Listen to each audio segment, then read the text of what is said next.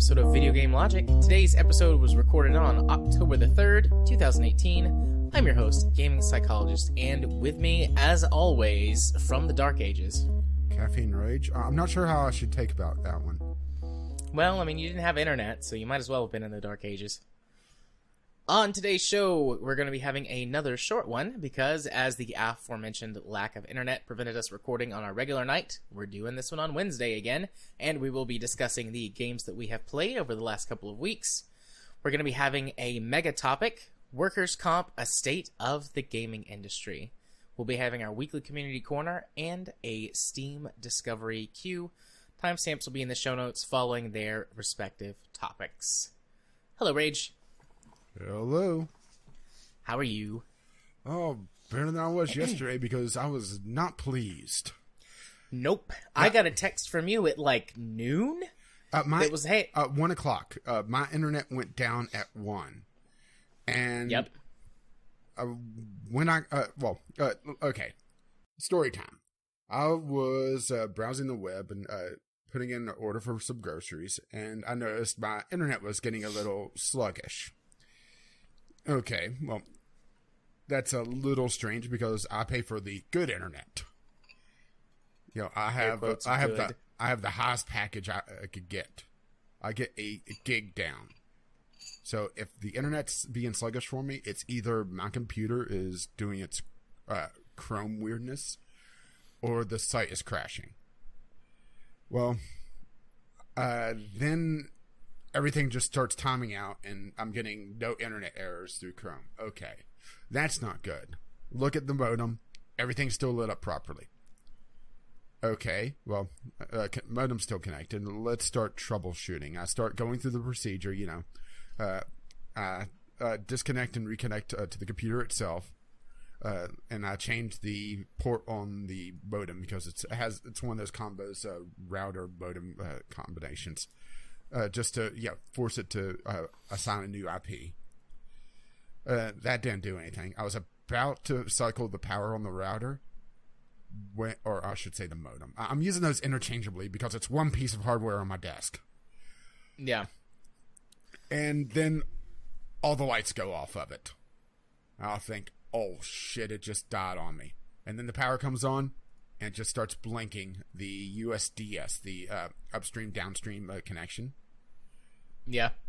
And that's supposed to be solid. Not a good sign. So I go ahead and cycle the power anyway because, why not at this point? And I sit here for about 10 minutes, usually long enough for it to connect because cable modems are irritating on their connection speed. I should say establishing connection speed. And it doesn't connect. Go to my ISP's website on my phone. Thankfully, I also went for the better package on my phone, so I have plenty of data to use. And I check, and they say no outages. Well, fuck. Well, alright then, let's call tech support. So go through the procedure on there because they have the automated thing, and if you don't go through that step by step and they see that you've gone through it too quickly, they'll make you do it whenever you get the agent. So why the hell not at this point? So do that, get the agent, and they start going through, asking me, did I do this? And I tell them step by step what I did. The only thing that I didn't do yet was swap out my Cat 6 cables for a different one on my set just to isolate, make sure that it couldn't be a factor. Then they see on their computer that there's an outage in my area. Funny, the website doesn't mention that. Alright, fine. That's about when I sent you the text message, or just before I started calling them, because usually when there's an outage in my area, it's gonna be a while.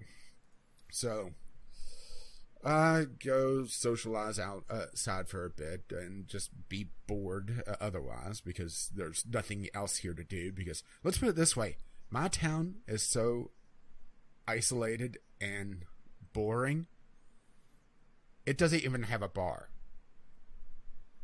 Let that sink in. That's pretty bad. All the bars here have closed. That should be telling, right?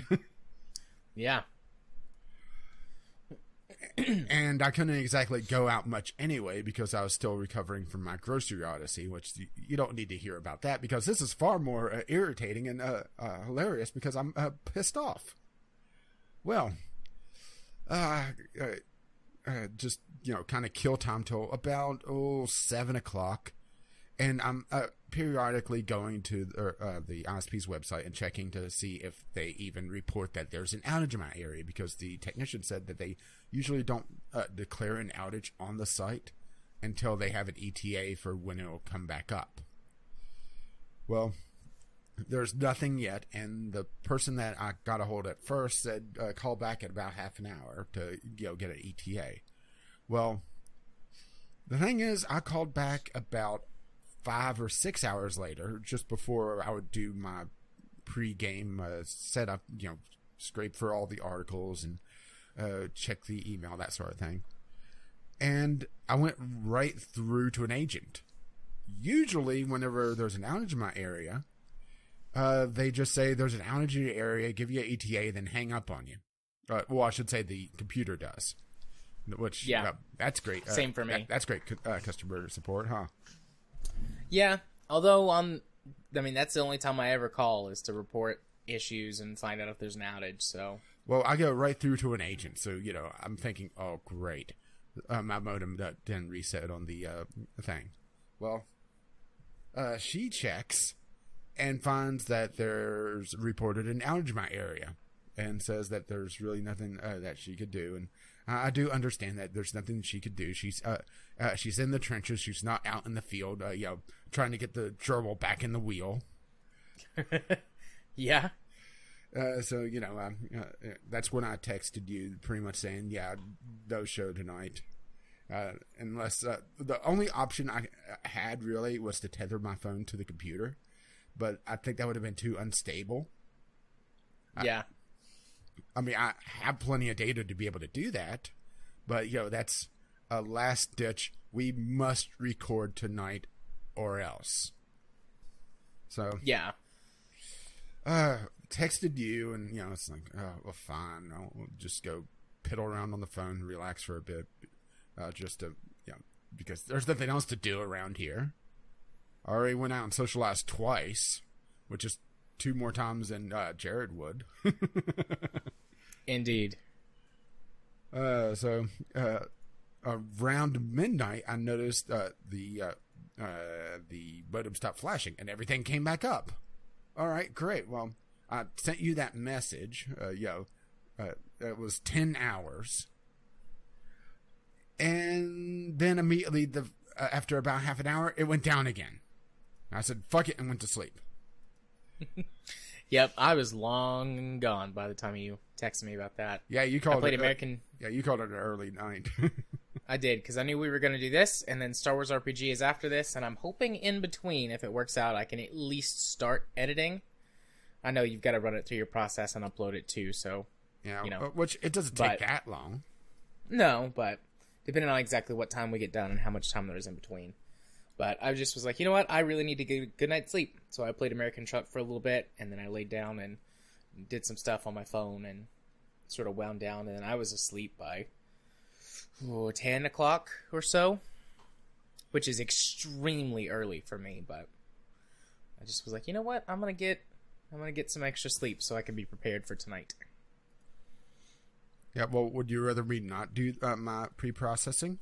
I think I sound a No, lot better fine. when I do it. Nah, you're fine.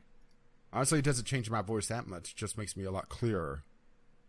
But yeah, that's why we didn't record yesterday. Was that my ISP sucks, and I was bored and pissed off, and I didn't even end up playing any mobile games out of it because everything I tried, mobile gaming has gotten to the point where load up something and I see all the microtransactions and everything and I shut it down.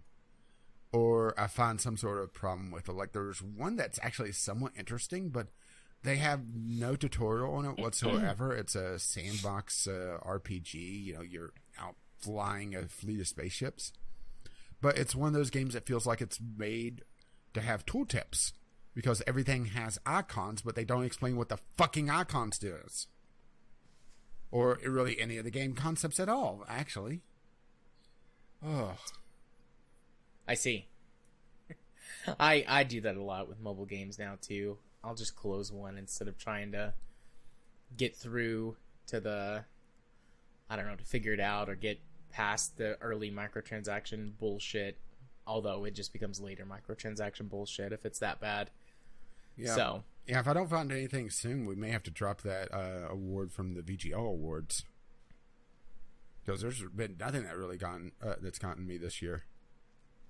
That's okay. It's not like we don't have 30 something other awards. Yeah, plus or whatever. Plus there's the new one I added to the list. Yeah. And I'm sure I could come up with others. I'm sure that's a thing that we could do. I mean, it wouldn't be us if our award show didn't run into the second day. Yeah, there's gonna have to be a limit at some point. But I think the limit should be, whenever by the time we get around to the last award, we're starting to award the first awards again. Yeah, that's too long. I can't sit at my computer for that long. My back will break. And I'll be hungry. But I guess I'd lose a lot of weight just sitting here. Just get a giant hamster bottle full of water so you don't dehydrate. I drink a lot of water. Also, I'd have to go to the bathroom a lot.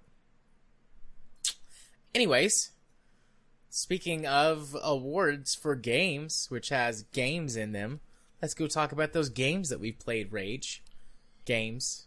Well, games. I think a better segue would be, speaking of games that would win awards, how about one that wouldn't win an award from me? Well, see, I didn't. I just bonked my spoon. I didn't. I'm pretty sure you're not supposed to bunk your spoon. Yeah, yeah. That's fine. Carry on. So, Mega Aquarium. This was a Sunday sampler from like 3 weeks ago now, which the Sunday sampler's gone intermittent just because I'm not getting review codes at the moment because Keymailer kind of sucks. But yeah, Mega Aquarium, it's a tycoon game where you're running essentially a city aquarium. And it's trying to do two different things, and it's not really succeeding at anything. It's the same problem I really had with Moonlighter, where there's a good concept there, but when you break it down, it's trying to do two separate things, and it's not doing either of them really well. And for me, two lackluster parts doesn't come together to make a good game. So Mega Aquarium is trying to be a tycoon game, but it's also trying to be the offset of tycoon games where it's more of a sandbox experience. Think of it as the old school SimCity versus what City Skylines has become, or Parkitect versus Planet Coaster, where one is a more management style game and the other is you're given essentially a canvas, and there is some management aspects to it, but you can, for the most part, ignore those. Mega Aquarium is trying to straddle the line between the two, and it ended up just falling and hitting its balls. So, yeah, I was really disappointed by this because I wanted to like it. This game has potential, but there's just not enough cosmetic stuff in it to make it be a sandbox title. There's only so many fish that you could do, and there's only so many aspects to the tanks that you could set up. But on the flip side, on the management side of things, if you run the same cosmetics too many times, which there's only a handful of, there's only so many types of plants, there's only so many types of rocks in the game, customers start to become bored, and you lose the prestige points that is the main driving goal of your level up system in the game. It's essentially the tier system. You hit certain tiers and you level up your general aquarium to unlock new research, new fish that you can unlock, that sort of thing. And the prestige comes in, well, if you pardon the ocean term, in waves, where you'll get a new group of visitors to come in, and they'll wander around for a few days because, Tycoon games have a weird sense of time to them. And they'll get a bunch of prestige up, but then because they've been in the aquarium for too long, and they start seeing the same things over and over again, you start losing prestige because they're still wandering around the damn aquarium after day 7. Add to this that you have no control over the business management outside of setting the price on the vending machines. You're not even setting up a gift shop. The gift shop in the game is you set up a booth, and people just take a god and deposit money. That's it. There's no marketing campaigns a la the old Roller Coaster Tycoon style. And the other big adjustment that you could do is try to streamline the amount of staff that you run, so there's fewer staff to manage the aquarium, so you're not using as much money for salary, and that's it. You could level up your staff, but the staff just gain experience, and then you could unlock any skill on them. And high-level skills allow staff to do faster things, and but it just felt really disappointing to me. And there's a really big set it and forget it aspect to this game, where after you set up an aquarium, unless the game lied to you when you were setting it up, and I'll get to that in a moment, you do not have to touch that fucking aquarium again. At all. The staff don't have to clean aquariums. They don't have to deal with fish getting too old, from what I could tell, to have to restock the aquarium after fish died or something. It's just, it does its thing, and that's it. But I mentioned the game lying to you. One aspect of a Tycoon game is information. And when the game blatantly misleads you on your information, that's what I consider a dick move. And this game does that. Certain fish in the game does something that they call growing. They go from a small size to a large size.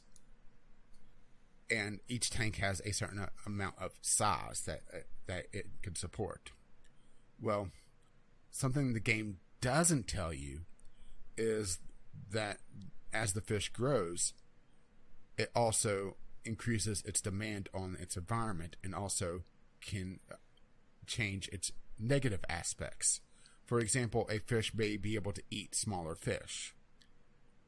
Just a predator, or it may be a bottom feeder where it'll eat the crustaceans or damage the coral or whatever below a certain threshold. Well, the game will tell you that the fish will go from like size 3 to size 9. But it doesn't mention one damn thing about all the other attributes changing. And I started noticing that my fish were getting eaten by other fish. And it took me a while to really figure out why that was, because all the information that the game was giving me outside of, well, it wasn't even an alert, because the game doesn't even have a proper alert system to it, which that's also a big negative. It has a message system, and the little mail icon on the bottom left will have a small number on it, but there's no proper alert system that really will grab your attention if things are going poorly, which makes me think that the game is built around more of a sandbox aspect than a business sim aspect.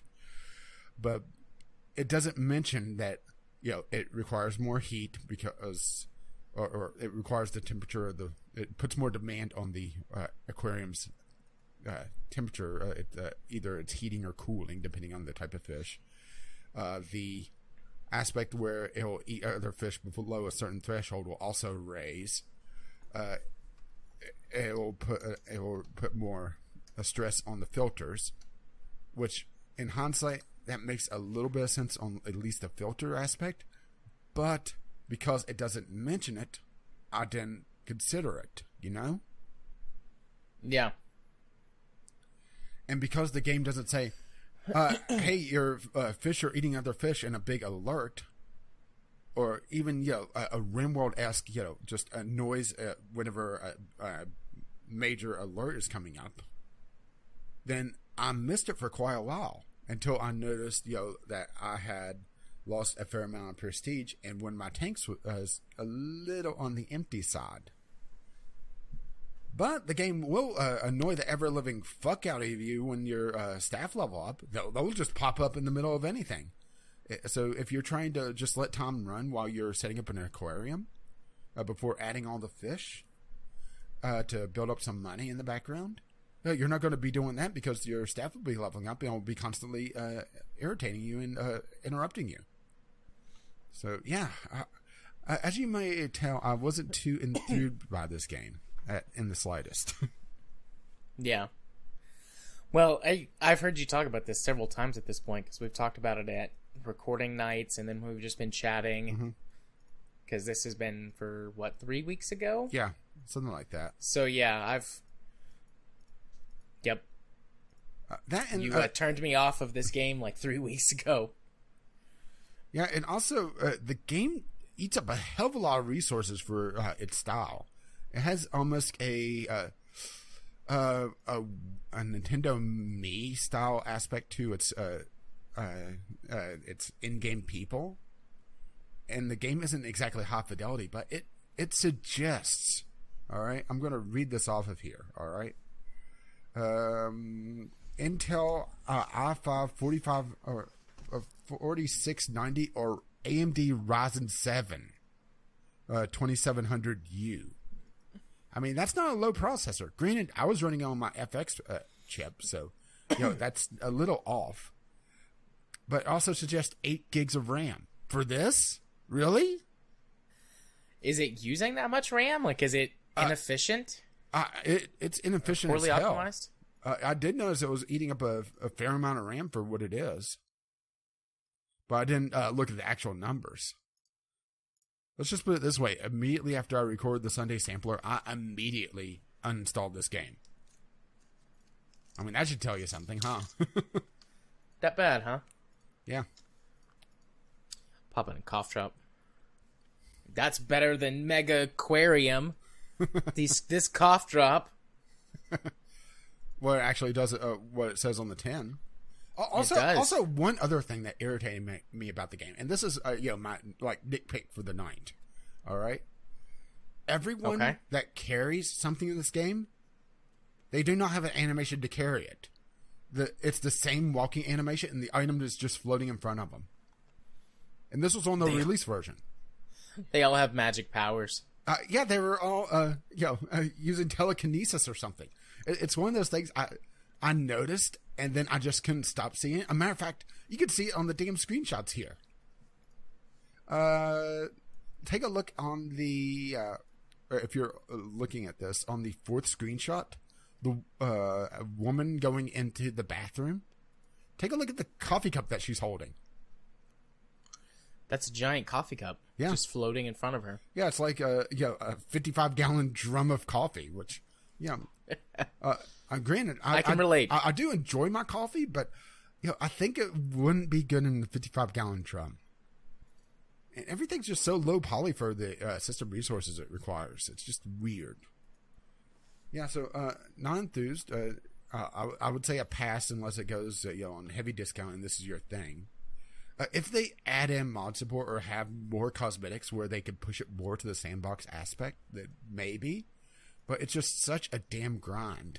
To go from one tier to another, it's quite the jump in prestige. And like I said, because you can't actively bring in people or do some sort of marketing campaign, you're just at the whims of the game saying, okay, it's time for a new wave of people as people leave. Granted, I only played the release version, so maybe they changed things in the last 3 weeks. It does look like they're actively supporting it or actively patching it, but it, reduced memory usage of save and load menu, increased performance of save and load menu in the latest patch. That should tell you something, huh? Yeah. I do not think this game is well optimized at all. Completely revamped the system for packing 3D models to decrease load times. Oh. Yeah, I would say this is a pass, at least for $25. If this was in the $10 to $15 range, maybe. So yeah, that's Big Aquarium. Unless you got any questions, but I think I've successfully turned you off from it. Oh, you turned me off on it the first time we talked about it. Alrighty. Do you want to go? Let's see. I can. Technically I have 3, but 2 of them I'm going to kind of talk about together, and you know which 2, so. Or should I do one more, then you go in the middle? Why don't you go ahead and do one more? Okay, well, my other one, or other main game I did was Hollow Knight, and this was one I actually streamed for a bit. My first major foray in streaming, and Hollow Knight, it's one of those games that I like, but it also frustrates the hell out of me. Where maybe I've gotten soft, but there's no real nudging in a direction. So there's been a few times in this game where I would think that I couldn't progress in a certain way because it didn't tell me a particular move that I already had. So I assumed that I needed to go get a new item in order to progress. A good example of this, as I do a mic hit when I scratch my nose, was this one section where you bounce on mushrooms. Hollow Knight is a Metroidvania game, so that's one of those things that there's a certain style of gameplay in play here, where there's the usual trips. There's usually some sort of double jump or dash maneuver or both. There's some sort of wall climb or wall jump. That sort of thing. So whenever I would run into an obstacle that could be traversed in another way, I assumed that I was going the wrong way and I had to do something else. And I found it a little more frustrating than I think I would like. Also, towards the end of my last stream on it, I ran into a bunch of enemies that like to teleport and then shoot you. Now, mind you, you have a spell, or at least I have a spell at this point where I could do a ranged attack as well. But the game has this system in it where you build up a spirit or soul or whatever. And you only could launch a magic attack a few times. And in order to regenerate it, you have to do melee damage. Which is a little frustrating whenever you're dealing with creatures that can teleport away. And also, it has a Dark Souls-esque element to it where if you die, you have a damaged soul meter where you could only carry, or where you could only generate so much until you go reclaim your corpse and actually defeat the shade that you leave behind, which also gains the moves that you've learned at that time to also gain back all the money that you've carried, or gained to that point that you haven't successfully stashed away into the bank, which the bank is also fairly far out of the way. It's a fun game, but I do think that it has a very certain niche to it that I'm not certain is me just yet. I do enjoy my Metroidvanias, at least a few that I've played, but this is a little bit more hardcore than what I've played in the past in this particular genre. And maybe it's just that I've kind of cut my teeth on Metroidvanias that have a roguelite element on them, where there's a procedural generation and you're expected to die, and that's how you progress, is you do a certain amount of the run to build up power in between the runs, instead of overarching large sprawling, because the map is absolutely huge. I haven't even uncovered a third of it based on some of the lists I've seen. But yeah, it's a very interesting title, and I do like the aesthetic of it, but it's also a very frustrating title. It's a very difficult Metroidvania, which that's not a bad thing, but it's requires a certain finesse that I don't think I have yet. Also, I'm pretty convinced that one of the moves is, if not bugged, very, very difficult to do on my controller. The downward slash, it seems like I have less than a 50% success rate of actually doing it, no matter how often I hit that button combination. The hit down and attack at the same time, and it seems like half the time I'm just slashing forward instead of doing a downward slash. It's weird. No matter what I do, it doesn't seem to be registering it properly, which has also added to my frustration with the game. And I'm not sure if that's just me, if it's my controller, or if I just suck. But you saw, me having trouble with downward slash, right? You were on that stream, right? I was. I don't remember you having trouble with downward slash. I remember the guy that came to the stream and was like, "You have to downward slash the thing to bounce off of it." Yeah, and there was no indication of that. Yeah. But then I left shortly after that. I don't remember you having trouble. Yeah, I was finishing I had trouble editing. getting through that section because of the downward slash not hitting properly all the time. Granted, I probably could macro it, but if it's bugged, then, or I should say not bugged, but they have some sort of thing to prevent you from macroing, because that could also be a thing. I don't know. It's weird. Just that downward slash thing is kind of holding me back from it, just because of not hitting it properly. That's actually why I didn't get through Guacamelee. Was I hit a section where, ironically, it was the other way around. There was an uppercut move that I was having trouble hitting. So I'm not sure if the PlayStation 4 controller has some sort of weird thing with the D-pad, which it might. Yeah. I have no idea. I mean, we talked about this a little bit too before. I like the looks of the game, and I can tell it's a good game. Yeah. Overall. Yeah. Not perfect, but good. I just don't like this type of game, and a hardcore version of that does not appeal to me in the slightest. Mm-hmm. Yeah, and when I hit the next boss, which was essentially a big version of the enemies I was already bitching about, it kind of destroyed the momentum I had going into it. Because I was enjoying myself, and then I hit hit enemies that would just teleport away and shoot you. And you can't get away from them. That's the annoying thing, is that if you try to run, they'll just teleport along in front of you and then shoot you. Yeah. I mean, that's not particularly fun, at least to me. Nope, that wouldn't be fun for me either. And also, it's kind of the opposite of a power fantasy, where you're probably the weakest creature in the game, or if not, then one of them. One of the bosses, fairly early on, is essentially a lot better version of you. She's a lot faster. She has a longer range. She has better ranged attacks. I'm just like, why can't I play her?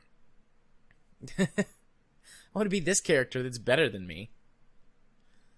I mean, granted, that is part of the thing of Metroidvania, is a character progression, where your character starts off, if not very weak, in a weakened state of some sort, and slowly progresses in power, gets new moves, gets new options, new ways to diverse the level. But at the same time, being stuck with a very, very short range slash and a ranged attack that you get maybe 4 charges of before you're out of spirit or out of soul, and then you have to go slash something a few times. I found it a bit irritating. But it is a beautiful game. And going through the different areas, there's very different themes at work. Just getting to the City of Tears, where it turns from this big sprawling cave network to an underground city that's sitting under a lake that leaks through the roof and creates a perpetual rainstorm, is absolutely breathtaking. But then it's kind of tempered by the fact that, I gotta deal with this boss now. Yeah, I'm not sure what else to really say about Hollow Knight, though. There's not a lot of story yet. It's one of those games that it tells its story by the atmosphere, by little bits here and there, instead of an overarching, full-on plot. I assume by the end of it, you'll have a better idea of what's going on, and it is a very long Metroidvania, north of 30 hours, and that's even before you get to the free DLC that's added new modes and new things that are just hidden away that you have to find and do. It's a like I said, it's a very interesting game if you're interested in the genre, especially a more hardcore version of the genre. But I'm not sure if I'm quite there yet. Maybe this is one I should come back to at another time. Maybe. I don't know. Like I said, it looks good. I can tell it's a good game. Yeah. Not for me. Not in a million years. So. Alrighty. That was worth a shot at least. Yeah.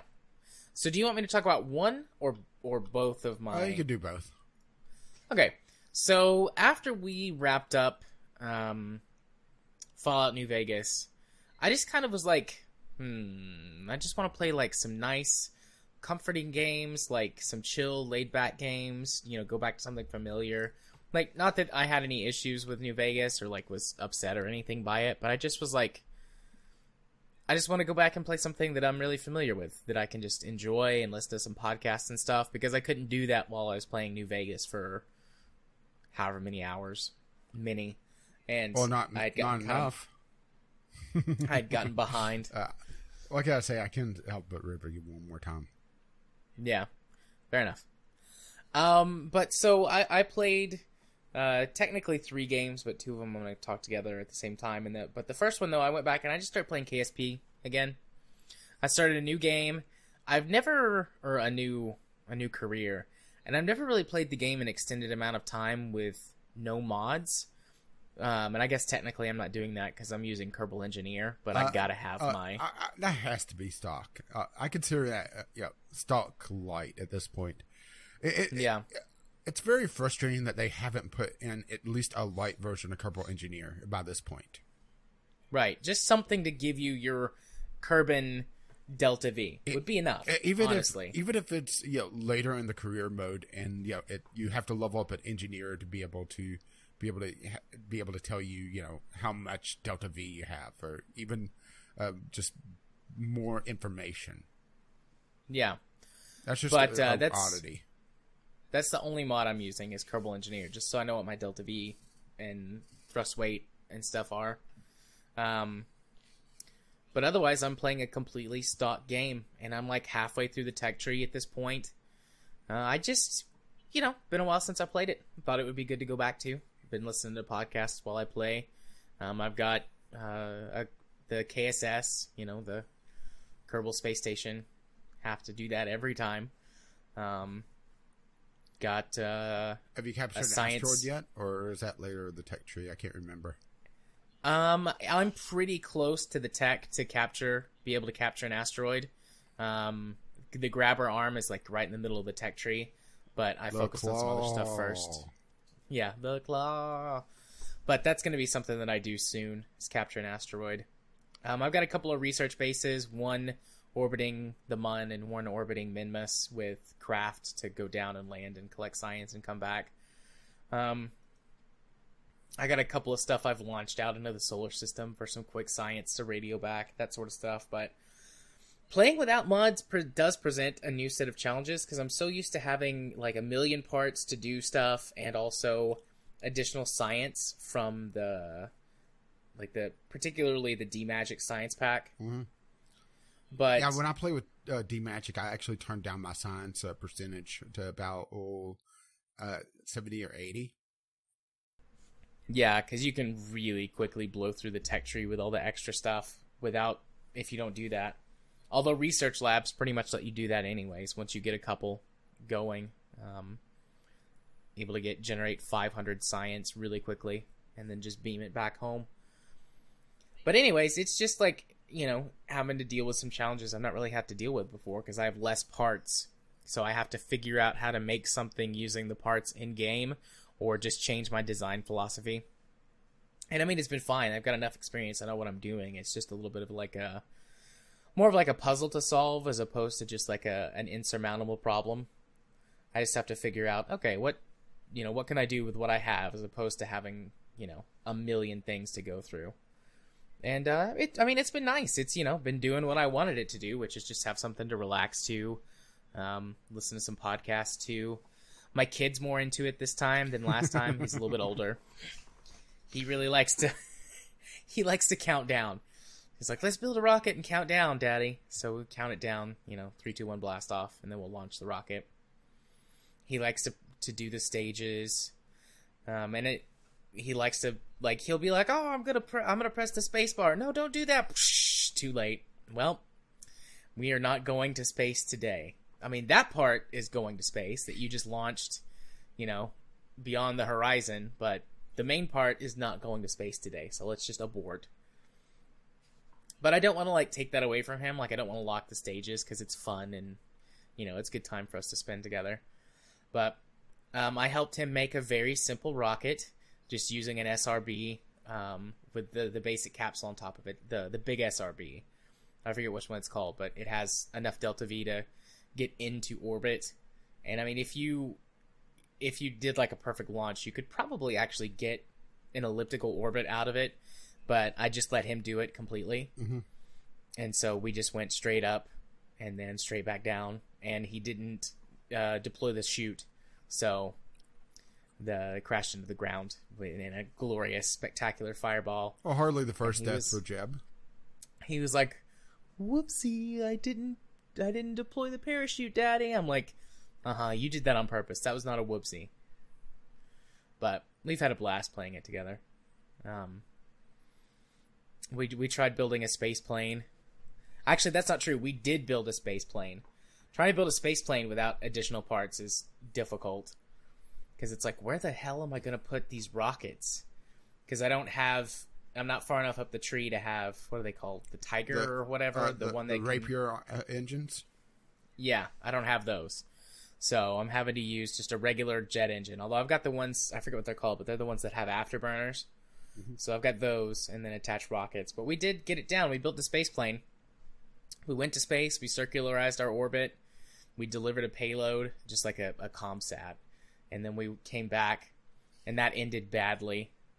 Getting into space was fine. Coming back from space was a disaster. Yeah, I'm not good at the whole landing thing.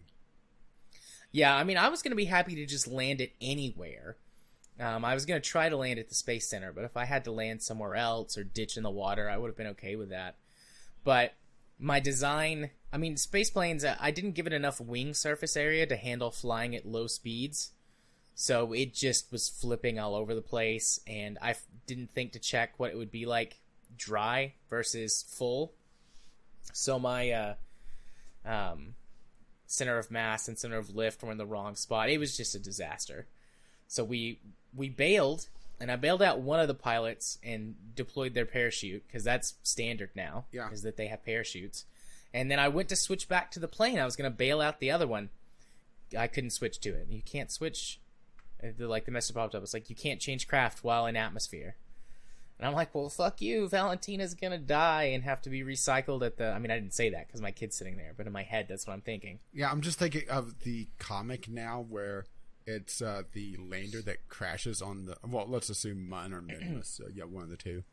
And out of the wreckage, Jeb just climbs out. He activates his RCS and just starts flying back home. Yeah.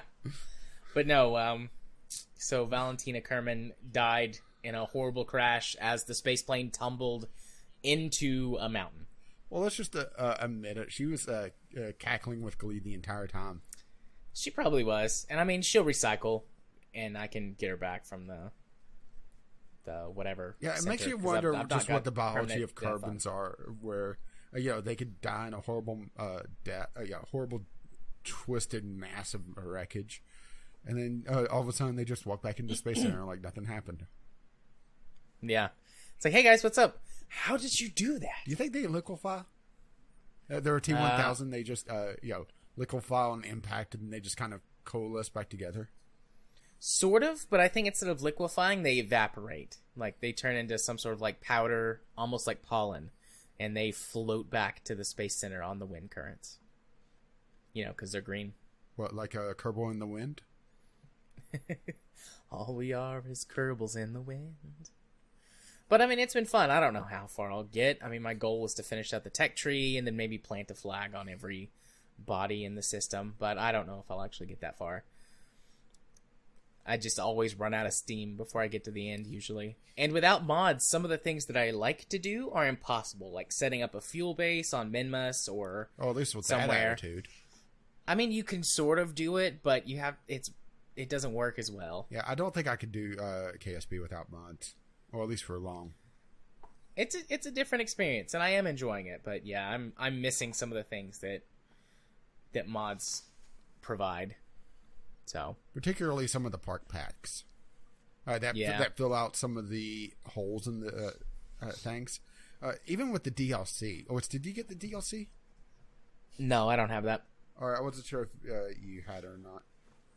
Most of that really is just moddable. The big thing is the mission pack.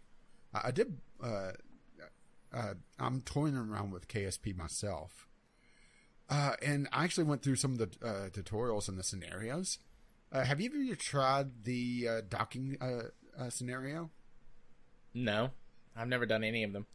They give you the worst possible spacecraft to try to dock with. All right. You have only RCS, and you're in a space plane. And don't ask me why they have a space plane around Minmus. Kerbals. And the docking port faces up out of the plane. Yeah, that sucks. And the RCS isn't balanced properly. So whenever you're trying to transition, you roll slightly. Well, that's Kerbals for you. I'm able to do it. It's just, there's a few curse words in the middle of all of it. Well, I mean, what good would or what fun would docking be if you didn't swear and also sing the song? Up a bit, down a bit, left a bit. Careful, you may summon ABK. I would be okay with that. But yeah, so that's one game that I played, and then the other two games that I've played, I'm going to be talking about together because they just are they're basically the same game with just the differences of. The basic difference is where the engine is. Yeah. So American Truck and Euro Truck Simulator. I mean, I've played these games before. Actually, I've never played American Truck before. I played Euro Truck before. Well, when I say Euro Truck, I mean Euro Truck Simulator 2, but I think most people just call that Euro Truck. But anyways, I mean, I've played Euro Truck before, and I've liked what I've played. And the thing that I've always said before is, like, I like this type of game. This is great for relaxing, for podcasting, and the management aspect gives it just enough to sort of go above and beyond that. But just like the time has never been right. I've always had one of those games anyways, like Factorio or Eve, farther back in the past, or KSP. So I was just like, you know what? I think I want to play Euro Truck some. I just went to look, and you actually own the original Euro Truck. I do, and I've played it a little bit, and I liked it. But, I mean, it doesn't have the management and stuff. It's just driving your truck around, getting new trucks. Well, to be fair, there's not much management to begin with. That's true. But anyways, so I started playing Euro Truck a couple weeks ago, 3 weeks ago maybe. And I was really getting into it just before I left to go to Kyle and Mel's wedding. So I put it on my laptop, tested it on there, figured out that it would run on my laptop. It'll stay at around 60 for a while. Eventually it gets hot, and then thermal throttling kicks in, and it'll drop to about 35 or 40.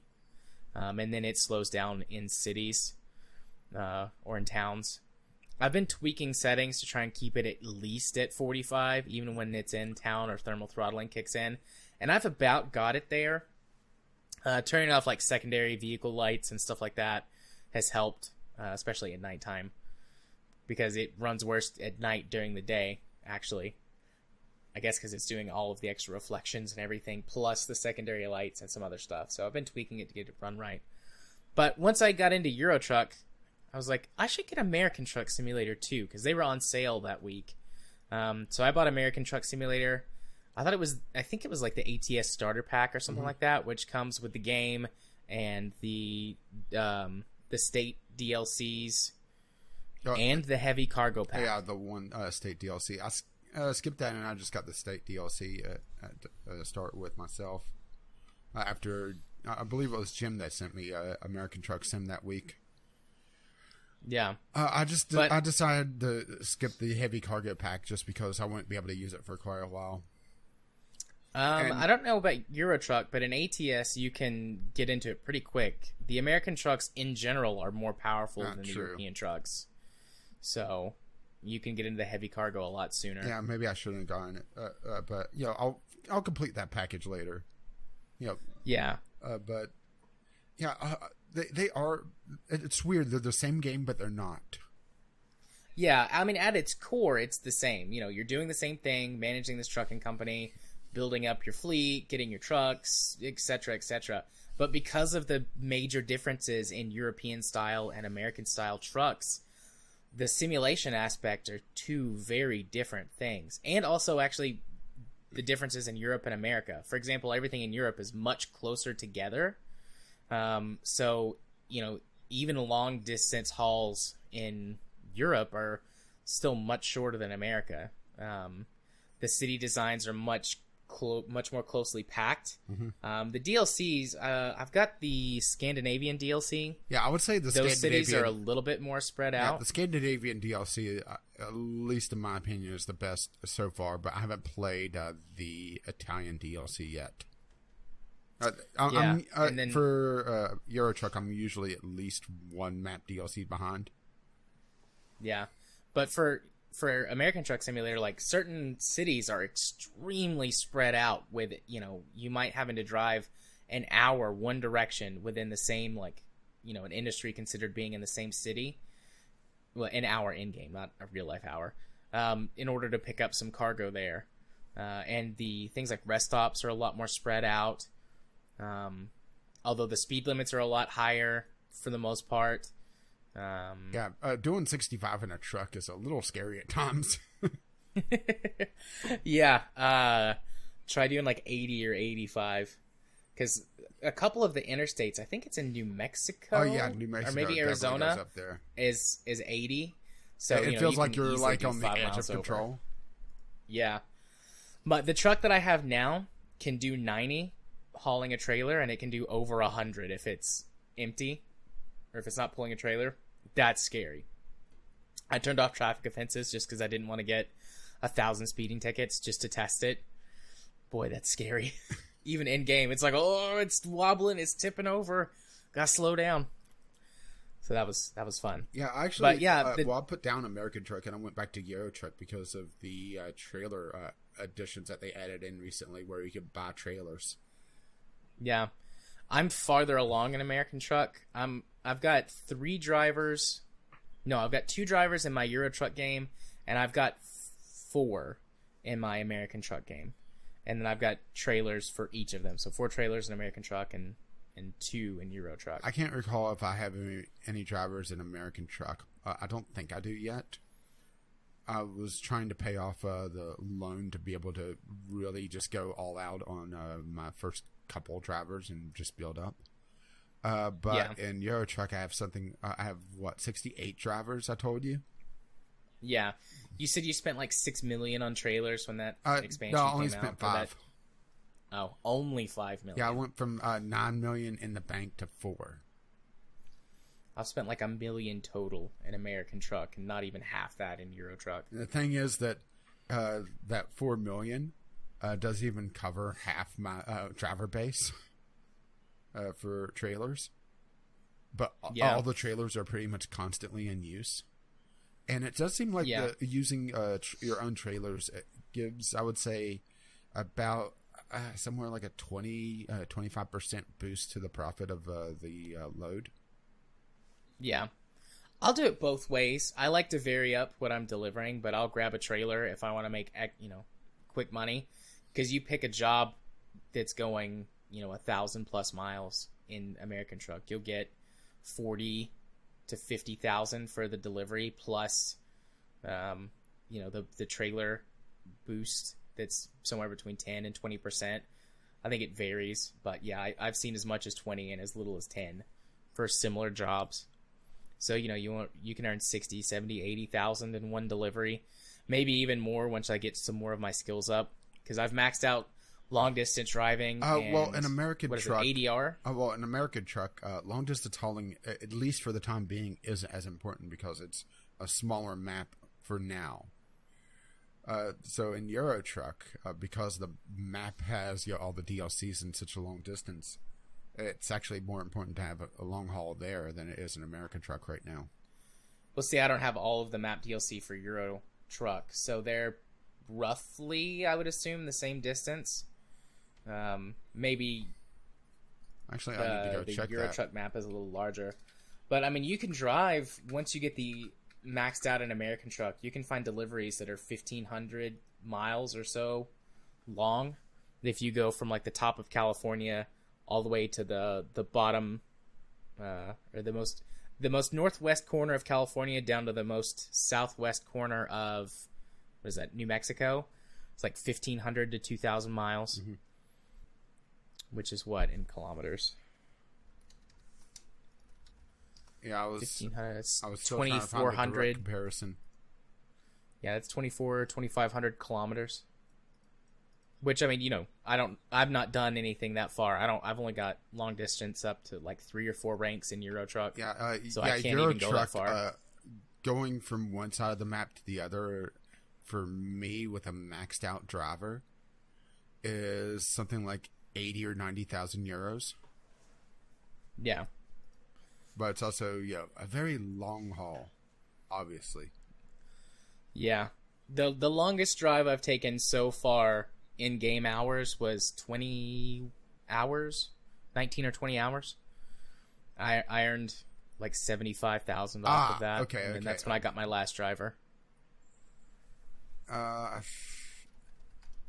think, the American Truck Sim map is far smaller than the Euro Truck Sim map, at least at the time of the recording. So, yeah. There's still quite a ways to go. That's even after the rescale. Yeah. Let's put it this way. The Scandinavian DLC is probably about the same size as the main body of the map, California, Nevada, and Arizona, with New Mexico adding another big chunk. Yeah. Although, is it Oregon? Oregon, right? Yeah. It's coming out soon. Yeah, they'll add Or another just came decent out? chunk. No, it comes out in a couple days. Okay. It comes out tomorrow, so it'll be yesterday on the day this releases. Oh, good. I'll have a new map to play this weekend. Or a new portion of the map to play this weekend. I'm guessing you're getting it on launch then. Unless it's like too expensive. I don't know. I'd probably pay like $15 for it. I've thoroughly enjoyed my time in the game, though. Yeah, it's just nice and relaxing. It's a zen game. Yeah. Yeah. And having them separated helps, because I play Euro Truck on my laptop, play that at work, or sometimes like if Katie's using the office to teach her classes or whatever, I'll sit in the living room, and then I play American Truck on my desktop. Yeah, I'm trying to find what the price of Oregon will be, or Oregon. Well, New Mexico was $12 on launch, so it'll likely be about the same. Yeah, then I'm down for that. I'd pay $12 for that. I would imagine the larger states would be more expensive or broken up into chunks. Because I hope they don't do that. More expensive, fine. Chunks, please no. Unless they do the episodic thing. You buy the season of Texas. Yeah. But I mean, Texas, I could maybe see them breaking up Texas into like East and West Texas or something. Texas is a really big state. I mean, Texas is bigger than many countries. And then Alaska, if they ever added Alaska. Yeah, Alaska's about the size of, what, half the continental United States? Yeah, it's massive, but there's also not a lot in Alaska. Yeah, a lot of the civilization is right there on the coast. So unless you do some ice road trucking, then there's not a lot to do there. That would be interesting. Although I think I would prefer them do the rest of the continental U.S. first. I would rather have them do ice road trucking as its own game. Yeah. Have they said that they were going to do that? Do the entire continental U.S.? They said they eventually want to if interest sustains. My interest is high in that. Like, I just want to be able to truck around where I live. Chattanooga, Atlanta, Knoxville, Nashville. When they hit the northeast, I really expect them to do it in chunks. Yeah. Combined states, because you don't need Rhode Island as its own DLC. I'm sorry to the 3 people that live in Rhode Island, but your state's a little on the small side. Yeah. Or Washington, D.C. Technically not a state. No, but, I mean, they could put that in as its own separate thing. Actually, it'd probably just be one city in the map, D.C. Mm-hmm. But yeah, I just want to be able to drive around the Southeast. And, I mean, Atlanta is a huge city, as well as, anything in Florida. Oh, I just had a thought. Miami, Orlando. I just had a bad thought. What? Atlanta with the in-game traffic AI. Oh God, no! Atlanta's I have to drive through Atlanta a few times a year, and I always dread it because it's terrible. Is it just the highway system hasn't been upgraded? Well, part of the problem is that they're always working on it. So even though there should be 16 lanes of traffic, most of the time you have 3. How can you be perpetually working on something and never finish it? They just are. They always are. They start at one end and they go to the other end, and by the time they're at the other end, it's time to go start at the first end again. Almost like the VGL rewards. Almost. So, I mean, that road is constantly, perpetually being worked on, which slows down traffic. And there are, I don't know how many people, millions of people, and I don't think I'm not exaggerating, millions of people that drive on those highways every day. I think the word drive is a little exaggerated there. Park. That park on that highway every day. Because Atlanta's a huge city. It's got suburbs around it, all over around it. It's got some of the worst traffic in the country. Probably LA is about the only place that I would believe has worse traffic than Atlanta. Yeah, but at least both of them are in the scorching heat. Yeah. The very humid heat. But so yeah, that's Euro and American Truck. I've been playing the shit out of those games, and I intend to keep doing it. I've got little goals set for myself. I want to get all the achievements for hitting all the cities, and then getting my garage maxed out and trailers for everyone, and expanding. I'm in this game for the long haul. Sorry, that was an engine brake going off. All right. So back to you, buddy. So I got 2 more, and these should be a lot faster because I didn't put as much time into them. Dirt Rally. I don't think I've talked about this after the free weekend. I've been dabbling on this on and off since I got it in the Humble Bundle a while back. And Dirt Rally, it's one of those games that's good, but I'm handicapped to begin with. And I'm also having trouble playing the game. But I'm playing with a controller, so that's already a handicap. Because this is, well, they purport it to be a simulator, but I still put it in more of the arcadey sim, but just more on the sim side because there's just so many knobs to turn in car management and car setups. But you could still have things where you bump the curb and it does this weird bounce, tumbles down the road for a few hundred feet. Then you're able to just drive off like nothing happened. But there's a few things in this that's really kind of irritated me. One is the entire rallycross section. The game career mode, you progress through different championships. And pretty much the only difference between the early championships and the later ones is just how much margin of error you have to deal with the computer's drivers, because there's no difficulty settings in this game whatsoever, short of just setting the game's overall assists, your ABS, your car stability, that sort of thing, which they hid very, very deep in the settings to the point where I didn't even think they had it at first until I started digging for it because people were talking. Well, if you're going to play with a controller, just turn up the ABS a little bit and make the car a little bit more stable in the settings. Where? Oh, it's not in those settings. It's in these other settings. Fine. Okay. Well, finally get it where the game is a little bit playable. And the Rallycross is frustrating on a couple aspects. In the previous dirt games, the drivers were not perfect. They were aggressive with both you and each other. And they could make mistakes. They could screw up. They could take a turn a little too hot and slam into the wall. They could hit a jump wrong and end up tumbling a massive twisted metal going down the highway. But in this, all the drivers in the Rallycross, even in the early championships, are absolutely perfect drivers. Plus, they're in upgraded cars compared to you. As you drive, you unlock different upgrades for your cars to make them essentially just better versions for pretty much free. And in order to unlock those upgrades, you have to drive a certain distance. And if you restart a championship, you lose the distance that you already gained on that car. Or I should say you restart a race. So you have this very, very frustrating treadmill while you're driving against absolutely perfect drivers in supercars compared to the hunk and junk you're driving. And it's just very, very frustrating. On top of that, the automatic transmission in this game fucking sucks. And trying to play with a controller, you're already on the edge of instability to begin with.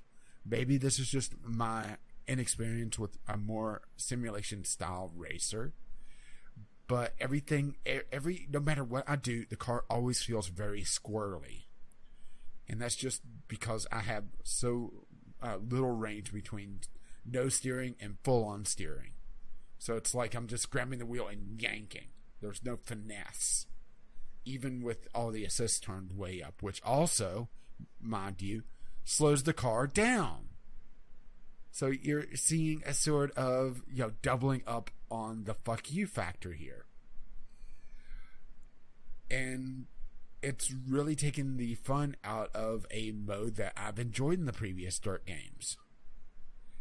Now, granted, the rally section, it's a lot more fun to me. I do enjoy my rally driving, but in that you don't even see the AI cars, which is a little odd to me. They're just kind of running in the background, they're a simulation, which maybe that's where the simulation aspect of this comes in. They're just simulating the other cars in that mode, huh? Hi-yo. But at least in the early championships, there's a wide spread between first place and last place in times. So it's not as frustrating, but there's still the frustration factor of not having the control that I would like, because even turning up all the assists, everything still feels so jittery and on that edge of control, but losing the speed because of it. And the automatic transmission, which I can't really divert the attention I need for a manual transmission because I don't have that muscle memory for it. I can't divert the attention, so I'm losing more speed there. So I'm having to settle for further and further and further down the pack until I build up the car to even have a chance of getting in the podium positions. Not even winning, I might add, because hell, the winning times on each stage is like 30 seconds to a minute ahead of me, and it's in a championship, at least in my position on the career mode, is 4 stages. So by the time I'm at the end of the career, the winning driver is like a full stage ahead of me. Which is something else, is that in the career mode, the rally mode is set up into pairs, at least in the early careers, where it's 4 stages, but you drive 2 back to back. All right, and in between you have essentially a pit stop where you could repair your car and change the setup a little bit. Well, when you're changing the setup and trying to tune in your car, you can take it on a shakedown, practice the track. But, you could only practice on the first quarter of the first stage in that set. So everything beyond that, you're essentially sight reading the entire race. And it's like trying to sight read Flight of the fucking Bumblebee at times, because the co-driver will sometimes spout off a half a dozen different instructions for upcoming turns. And I'm swear, it's just, it's another just case of utter frustration. Which I realize, this is not the driving game that I'm used to. This is not the genre. I'm used to more of an arcadey side of things. But a sim game that doesn't allow you to practice the tracks, they just throw you in? That doesn't seem very right to me. Does it to you? Yeah, no, every sim game I've ever played will let you practice the track beforehand. Yeah, the only way to practice it is to go into a sandbox mode and not, or a quick race mode instead of the actual career mode. Which the career mode, it limits the amount of shakedowns that you can do, which makes sense. But you can't even do the full. You can't even do the full first stage. Yeah. So the first time I tried the championship, I mistakenly thought, well, it's the shakedown is only letting me do this much. Maybe it's shorter races for the first part, for the first few careers, and then they expand it out. No.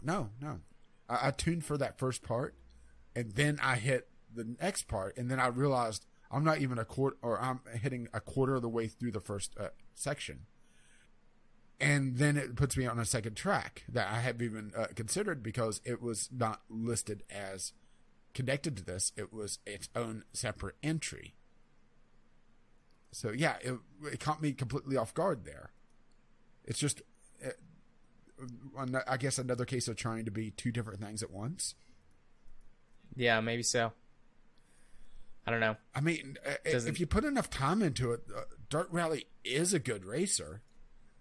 But it requires a lot more memorization than just utter practice because of that sight reading problem. Last game? Indeed, last game. Okay, so the last game on my list is the one I played the least out of my list. But it's also a lesson on how to not retain me as a player. Let It Die. And boy, did I let it.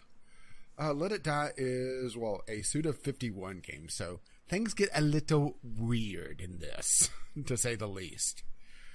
Right. I didn't get far enough to really understand any of the story. To be honest, I never got past the tutorial, and I'll get into why, but let's just put it this way. Death has gotten a lot more annoying since I last seen him in Manual Samuel.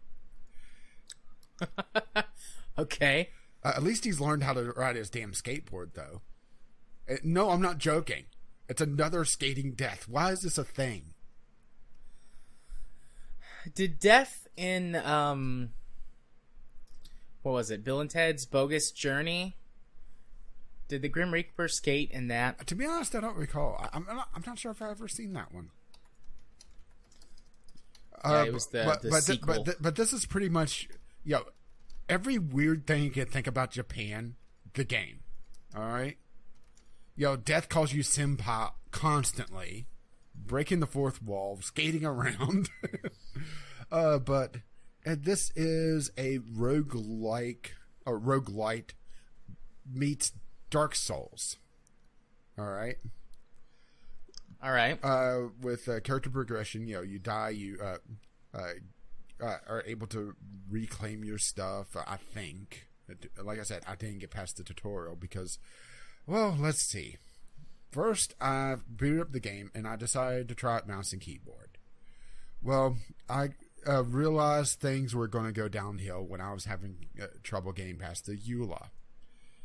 To give you an idea that this is a bad port for controls, the EULA, to scroll down it, you move the mouse. It's bound essentially to the right analog stick. I don't like this already. And then I had to use the arrow buttons to select accept. I was very close to uninstalling then and there. Yep, I don't like any of this. So the game zooms in on this subway full of dudes and ladies that you select your character, and they get zapped with your whatever, and you get in control over them. And it goes through the tutorial. Death rides up on a skateboard, annoys the ever living fuck out of you. Pretty much standard for Suda 51, right? Yep. Well, I'm going through the tutorial, doing all right in the very beginning. Then it starts telling me concepts that it's using button prompts from a PlayStation controller for. Mind you, my controller was not turned on at the time. So the computer wasn't seeing any controllers attached. But it was still giving me button prompts that I couldn't translate because it was telling me, oh, press triangle to do this. I stopped, look at the keyboard. I don't Which see one of triangle. these is triangle? I can spell triangle. Alright, fine. Grab the controller, turn it on. Try to move. It doesn't allow switching controls mid-game. Well, fuck. Quit out. Restart with the controller turned on. And it puts me back at the beginning of the tutorial. Alright. So, okay, let's do this again. I wasn't too far in the tutorial. Start just skipping all the cutscenes with death, which thankfully they let you do that. So, that's a small mercy. And I quickly realized that even in the tutorial, the roguelike elements are there. And I start having trouble when they put me up against a guy that has a spear of some degree. It's post-apocalyptic, so there's all the makeshift weapons just out of stuff like people using circular saws for weapons, that sort of thing. The game has it where the stamina, at least on your starting character, because from what I can understand, as you level up and gain more money, you essentially buy a new tier of starting characters to have a better overall stat. All right, or starting stats, plus on top of all the raincoats and traffic cones that you could wear, that sort of thing. And no, I'm not joking about that. Nice. Okay. So the starting character could roll about 3 times before they essentially have a heart attack and are just stuck there because they've used too much stamina and their heart is beating too fast. And I'm up against a guy with a spear, and the stamina is also used for attacks. So you can imagine how much fun that was. So I wrestle my way through the game, or through the tutorial, and I get to a point where mid cutscene death, forced death, which makes me wonder why the fuck I even bothered to begin with. And Death is talking about how you've been playing Let It Die. It's it's a video game inside the video game. You're like in the Purgatory arcade, it seems. And he says, here, let me reset it for you. And it gives me an option to exit game. All right, fine. I'm through the tutorial. Great. Oh, I'm getting a little bit hungry. I'm going to go turn this off and go eat dinner and come back. Grab dinner, come back to play a little bit more, to try it out, to get a feel for it, to see if I wanted to play it some more. It puts me back at the fucking beginning of the tutorial after it gives me an option to exit. Okay. And then I said, fuck you, and I uninstalled. No, it put out a main menu and had an exit screen. It wasn't all F4 or anything. It literally had exit game there. So yeah, I let it die. Well, there you go, I guess. Yeah, a lesson on how not to retain me as a player. Have absolutely horrid control configuration. I mean, it was kind of playable on mouse and keyboard until they started throwing controls at me that they wouldn't bother me telling me the proper buttons for. Let's put it this way. I think the pause menu... Well, I shouldn't say pause menu because it's online Dark Souls. So there, of course, Dark Souls anyway. It doesn't have proper pause. It brings up the menu. It took me ages to find that was, I think it was T or F or something, which was just weird. To be able to swap out stuff, to be able to swap out my gear, I think I had to go to the arrow keys to do that. It's just obviously not designed for mouse and keyboard. And when I came back with the proper control scheme, it uses a left-right melee system, so you're able to put different weapons in each hand to try to counteract enemy armor, because there's like 6 or 7 different damage types. Of course there is, right? And different ones have different strengths and weaknesses, and you're able to do attacks are bound to the left and right triggers to try to do a combo with the 2 weapons. But like I said, that eats up a lot of stamina, and then if you have to dodge roll out, you end up having to really, really, really pace yourself. And I already saw where the grind was going with this, and after it putting me through the tutorial now for the 4th time, no, or sorry, for the 3rd time, I should say. No, I had enough. Yeah. Don't blame me there. That sounds terrible. Yeah, the fact, don't give me an option to exit the game if it's going to make me go through the tutorial again. I think that's a fair thing to say, right? Yeah, I agree. Alrighty. Well, that's all the games we played this week. Yeah. Or this last 2 weeks or played. 3 weeks or whatever. Yeah. Sort of played? Something like that. So, moving on then to the news. And we've got an amalgamation of 3 news topics that we're calling Workers' Comp, a State of the Gaming Industry. But these are 3 news articles that are related to stuff going on in the gaming industry.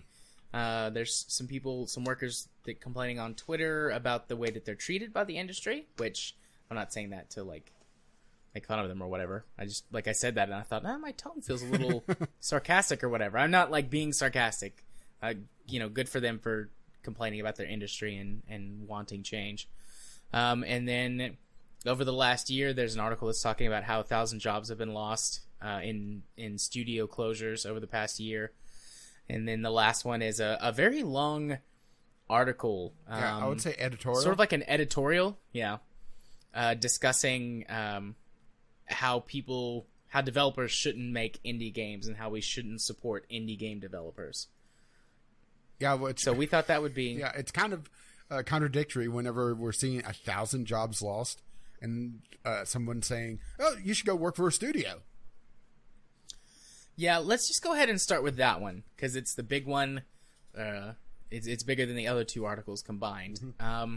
Yeah, it's... One of the writers at gamesindustry.biz put this together. Mm-hmm. And it's a rather long... I clicked on the wrong article. Well, the fall director, John Warner, rethinks the ethics of guiding aspiring developers without acknowledging some harsh realities. Yeah, and this is a rather lengthy article with, was it 4 or 5 major points that he expands on as he goes, discussing the sort of realities of the industry. And how the industry is getting more and more difficult to get into as an indie developer, citing some things, I'm just sort of going to very in a nutshell this, citing some things about with Steam and how many indie games come out on Steam. You're basically just sort of taking a big risk, putting yourself out there in that huge bundle of mixed, garbage with the occasional hidden gem and stuff like that. It's expensive and time consuming. Very stressful.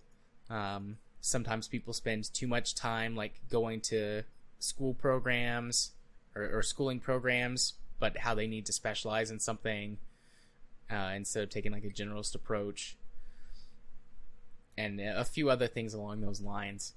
And he's saying, you should go work for a studio, But then there's all this other stuff going on in the industry about major studio closures within the last year, and the studios that are doing well, most of them treat their employees like garbage, considered more of a commodity than a person at a lot of companies. And some of the developers are saying that, like, they feel like they're treated like a commodity to be bought and sold, as opposed to a human being who's spent a lot of time honing their craft. But going through this article, really what he's saying is that, at least what the impression I got from it, was that being an indie gamer, or not indie gamer, an indie game designer is a lot like being a small business owner and like opening or starting a small business. Just, I do have some personal connection to that. Like, my dad has his own business, and I worked in it when I was a kid and a teenager. And I have some memories of like some hardships and stuff whenever like the economy was down, or there was a major shift to online storefronts, and how that change was difficult for my dad and his business and stuff. And so, you know, I do see that, and maybe it's different in different cultures, but as an American, I'm just sitting here going, I mean, that's kind of what, one of the things that we're like part of the American dream, like having your own business and being an entrepreneur, and, you know, the whole idea of like, I can get rich on my own here in America, which I know like realistically is pretty much bullshit at this point, but that ideal still exists. And plenty of small businesses fail all the time. Not just, you know, these individual entrepreneurial ventures. But on top of that, plenty of big businesses fall or go on hardships as well. I mean, jumping back over to game studios, I mean, we just talked last time about Telltale and how they are effectively shutting down, and they're down to just 25 employees to wrap up their last couple of projects and meet shareholder expectations or whatever. And they were a huge, well, not huge, but a very large, successful company, you know, with several hundred employees. And then Boss Key Games in the same situation, Cliffy B's company, how it shut down after making a few games, or two games. And how it had, I don't know how many employees Boss Key had, but I think it was around 100 employees. According to this, 60. Oh, 60. Okay. I mean, that's considered a small business level. You know, that's like somewhere between that small and the first tiny steps of like a medium business. But still, I mean, that's a pretty good sized company. Like, stuff like that runs all the time in smaller places, you know, more regional locales, or certain businesses that maybe don't need to have a big storefront. Well, it's not even just, you know, mismanagement like Cliffy B had and Telltale. Another example, just from pulling from the list of the 1,000 jobs lost, Gazillion Entertainment was forced to close down because Marvel ended their partnership with the studio, and that was 200 jobs. Yeah, they did nothing wrong. They were in a contractual obligation to Marvel, and Marvel pulled the plug, and that was the end of it. Granted, you could say that they should had some sort of side project going, but at the same time, you know, they were getting a steady paycheck. So, you know, it's some of column A, some of column B there, and a lot of this, the original editorial that kind of sparked all of this, is saying, well, you should just work for the big companies because trying to play the indie game is playing the lottery. But I think the message here is lost. I think what really should have been said by "It's time we stopped encouraging indies" is, I think the proper title for this was, I think it's time we stopped encouraging indies to bet the farm. I think if you went into an indie game intelligently, or do it for the art and not expect to be the next Minecraft, to be even the next Stardew Valley, or Banished, or, you know, all these small indie games that got a cult following, but do it because it's a project that you wanted to do. Go into it expecting to make nothing, and that's it. Then it's a lot more intelligent to say that, you know, it's not that big a deal. It was my time. I wanted to get this pet project out. I was able to do it. It didn't sell, but it exists. and maybe down the road someone will find it. But betting the farm on your project, which we have seen success stories. I mean, Cuphead is a good example of that, where they mortgaged their house and they bet everything on Cuphead. And the gamble paid off for them. They're a very successful studio now. They're putting out DLC, and imagine that there's going to be more in the future from them. But that is a huge gamble that they maybe shouldn't have done in hindsight. Hindsight says that it paid off, but it was just as easy to lose it all. Because Cuphead, in essence, isn't a unique game outside of its art style. It's a boss rush platformer with some platforming elements. But what made Cuphead so appealing was that it took a unique turn of things. And it was able to grab the attention of the gaming press. If it did not grab that attention, it would have either fallen into obscurity or never came out to begin with. Yeah, that makes sense. And I mean, a lot of small businesses, too, when you start those, the people that do go all in, bet everything, mortgage their house or whatever, that sort of strategy usually only pays out one of two ways. Either your business ends up being wildly successful, or you go bankrupt. And the problem is you don't hear about the people that go bankrupt. So you have that false sense of security. Well, I've seen so many people talk about betting the farm and the roulette wheel coming up with the proper number. But you don't hear about the thousands and thousands of people that lost everything because they bet too hard. Yeah. And that makes sense for small business, too, as well as game. Like, you have this... Essentially, you start working out of your garage on the side. It's that equivalent of starting a business in your garage on the weekends and on nights. And you build that into something. And then once that is something, then you move over to it from whatever it is that you were doing. And I think of some indie game success stories that have done that, like... oh, shit, it just left me. The farming game on Steam. Stardew Valley. Wasn't that one of those? It was a passion project he worked on for a couple of years. I remember seeing Stardew Valley years and years ago. And at the time, they only had 2 of the seasons in play. It wasn't available for sale. It was just the site showing off what they're planning on doing. And I forgot about it for ages until it started making the rounds when it was coming up for release. I mean, that's its own little passion project, but he worked on it bits and pieces here and there. Or you have kind of odd ones that passion projects that's been worked on for years and years that the community supports. Let's pick one almost at random. How about our current Game Club game? Yep. Dwarf Fortress is a passion project that's been worked on for a decade. That is community funded and is available for free. And because it's funded by the community, the developer is able to work full time on it. But it's something that he went into not expecting to happen. It was just a passion project to toy around with. He wanted to make essentially a fantasy world generator, and things kind of snowballed. Yeah.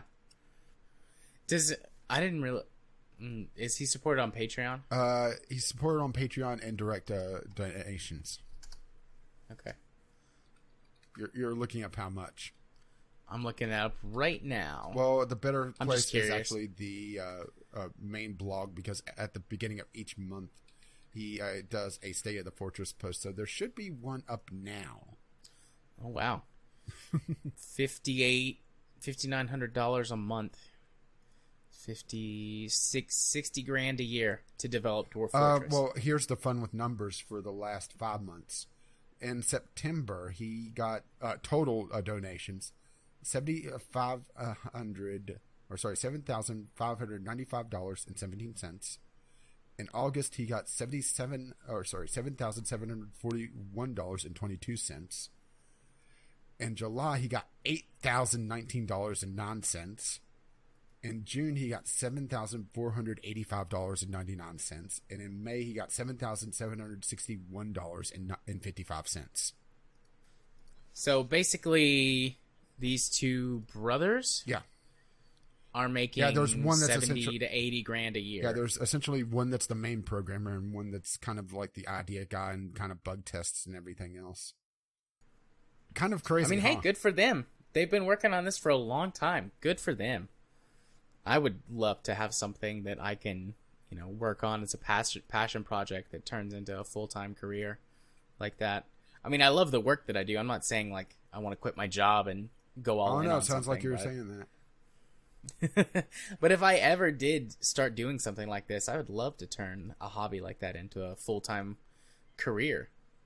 I mean, that's pretty good money just about anywhere in the United States. The big cities, and that's he lives, I believe, sort in of median Virginia. income or whatever. But yeah, so I mean, they're making probably, even if they split it in half, 35 to 40 grand per brother per year. I mean, that's Jared. In the last 5 months, I just did the quick math. Just over $38,000. Yeah, but I'm saying like $70,000 or $80,000 for the whole year. They split it in half, so that's them getting 35 to 40 grand each a year. And also, taxes and stuff would take some of that. Here's the thing: is that these are just normal numbers in between versions. When a new version comes out, which is about once every year to 2 years. On a version release month, he'll make 10 to 15,000 that month. Nice, good for them. You go, Tarn and Zach Adams. Also known you guys, as Toady One is the main guy. Toady One the Great on the forums.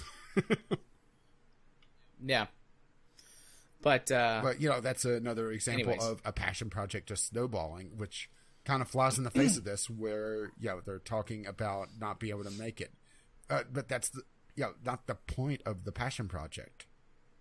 So should we just go down this point by point?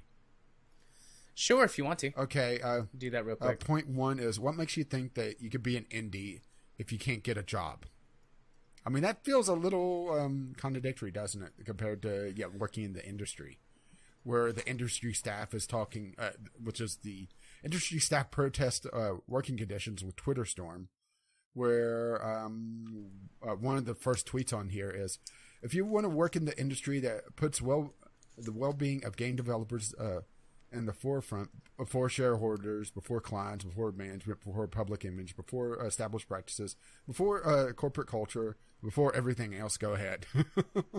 Yeah, that kind of makes you want to work for a studio, doesn't it? There's just so much talk about crunch time, about toxic behavior in the corporate culture, about just letting people go when they're done on a project and not retaining their talent. Kind of damned if you do, damned if you don't, huh? Yeah. And I love that they bring up the Dunning-Kruger effect for this as well. It makes me think that he's suffering from the tall end of it, huh? Yeah. But point number 2, most successful indies have extensive experience in the games industry. Which I'm going to go back to something I used to do ages and ages ago was right. And there was this general rule, it's in pretty much any passion project thing. Your first few projects usually suck, and that's okay. It allows you to gain the experience and to get better. So what if the most successful indie developers have extensive experience in the games industry? It allows you to cut your teeth. It allows you to make mistakes. It allows you to improve as a designer, as a coder, as an artist, depending on what you're doing in the actual project. There's nothing wrong with failure if you learn from it, and it doesn't cost you everything. Which comes back right around to what we talked about before. Don't bet the fucking farm on a passion project becoming the next Minecraft. Anything to say there? No, I mean, you got it. Right on, man. Right on. Right on, man. See, number 3, now is not the time to express your high-level direction ideas. Be patient. People who tell you otherwise are trying to take your money. Which, that seems a little odd, because he's, first of all, talking about getting a job in the game industry with essentially a AAA studio or something. So you want to wait until you get a job in the studio and then give your big ideas and then not have any control over them whatsoever. They become the property of that studio. Yeah. Yeah. I don't really have anything to say about that either. Yeah.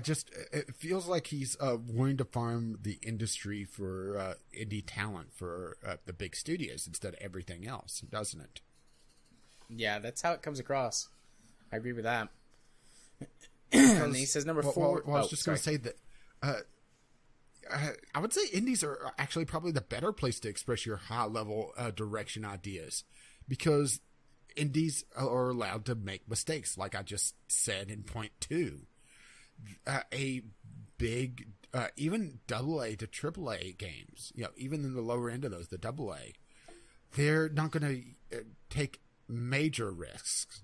They will be more risky, but if you have something completely off the wall, a completely different direction, odds are, if your idea even sees the light of day, it'll be neutered. It'll be watered down. Indie is allowed to be more risky. I mean, hell, going back to Cuphead, which I realize is a bad example because they bet the farm, but do you think any major studio would have hand animated their boss rush platformer? Nope. Not a chance in hell. Yeah, Cuphead, they would see that as wasteful. Yeah, Cuphead is hand animated. Granted, they did use digital animation techniques, but it's hand animated. Yeah. No way they would have done that. Okay. Point number 4, school is great, but be careful with generalist programs. And this one, to some extent, I kind of agree with, because schools are in it to make money. So, they're going to some extent, try and sell you their program. But on the other hand, getting a general sort of base level of experience at something, I think is a good thing. You get the general education first, get a little bit of everything, decide what you want to specialize in, and then specialize in it. But you've got that repertoire of skills to, again, test, improve, fail a few times, maybe have a few minor successes, figure out what works for you. I'm all for people being more educated and knowledgeable in lots of different areas. And even if that's specialized to a field like game design, there's still a whole bunch of different aspects within that field to be eclectic with. So I completely disagree with this point, although I see the point he's trying to make about schools. Just wanting a money. general education shouldn't be your only education. There should be some specialization there. Right. But I do think it's good to have a general education as well. That can help you. It should be the foundation in the long run. On which you build. Right. And then the 5th point he says is, finally, please don't let this article crush you. Oh, don't worry, we won't. Yeah, we won't. But also, it was pretty depressing, dude. And I mean, he is entitled to his opinion. His experiences have led him to believe this. And I can't quite fault his logic based on his own personal experience. But my personal experience with similar ideas and concepts, I come to a different conclusion from him, or than him. But that's okay. This isn't an area, I don't think, where that we have to be like, this is the right way and this is the wrong way. If this makes some people think, well, I don't completely agree with this guy, but maybe I should dial it back a little bit and not mortgage my house or take out that second loan or whatever to do a thing, I don't think that's not necessarily a bad idea. The credit card that has 30% annual percentage rate, that's good enough to finance this. Yeah. Absolutely. The tune of several $1,000s. Yeah. But yeah, I just thought these 3 articles kind of came together rather nicely in a general thing, a general topic, almost general topic. But yeah, I'm just looking at the Ask a Game Worker and just seeing them talk about working in the industry without being their own boss. And it makes me really support the idea of game developers unionizing. Granted, I already kind of supported that. Oh yeah, I support that. I did support that. I still support that. I think we need way more unions in way more industries than we have, particularly in the United States. But I mean, the idea that gonna... it's acceptable for absolutely absurd crunch time in game development. Yeah, that is becoming an industry okay. norm just seems wrong. Granted, I'm looking at this from the outside, and I'm not a shareholder. Yeah, because they would just want to maximize their profits, and that's a way to do it. But no, mandatory overtime without pay and crunch times, that's all bad. Yeah, you're just burning We've your been down talent. this road before, though. Yeah, I mean, we're down this road with Telltale. So, yeah, I just thought it was an interesting article. I saw this and saw just how long it was and started reading it and reading and it was disagreeing more and more, and thought it was a good discussion topic because we didn't really have any major news articles to grab a hold of this week. Well, we had one, but I think someone would have blown a gasket on it. Yeah. Yeah. Or should I say someone's? Yeah. Yeah. Well, to tease it, a certain lawsuit against California. Yeah. Maybe we'll talk about that next week. Mm-hmm. Maybe not. I don't know. We'll see. I'm sure the story will have developed some since then. But yeah. Anyways, time to move on to the... Did we have anything for Community Corner? Well, or we had... we just want to go straight to Discovery Queue? We did have Kyle sending us coded messages. Either that or a snake has gotten loose and is just dancing across the keyboard. Just a bunch of weird tweets. Which, yes, Kyle, I realize those are encrypted and you sent us the encryption key. But I've always tried to avoid clicking links from strange people. And let's be honest, you're kind of strange. Plus, I mean, you're taking the initiative to encrypt the tweet. So who am I to talk about the contents on a podcast like this, right? Doesn't that kind of defeat the purpose? Yeah, for security purposes, we have to keep it a secret. Yeah, but if you wish to send us unencrypted tweets, you could do so. VGL Podcast on the Twitter, or email us, hopefully unencrypted stuff that we don't have to puzzle what the hell. VGLpodcast@gmail.com. Indeed. So, it's been a couple of weeks, but let's head on over to Doobly-Doo with our Discovery Queue. And I'm getting something interesting right off the bat. Me too! You talked first, though, so you can go first. Yeah, here, let me drop a link here, because a scroll of Talua, it's a... Taiwu? Gesundheit. It has kanji in front of it.